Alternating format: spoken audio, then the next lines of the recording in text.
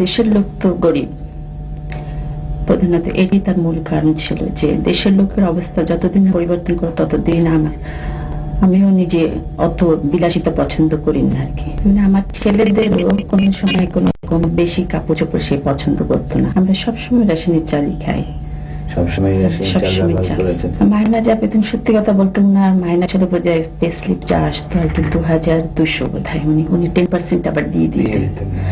তো তার মধ্যে থেকে আমাকে সে 2000 টাকা দিত, ওর মধ্যেই আমার সংসার চালাতে হতো। মানে আমার ছেলেদেরও কোনো সময় কোনো রকম বেশি কাপড় চোপড় সে পছন্দ করতো না।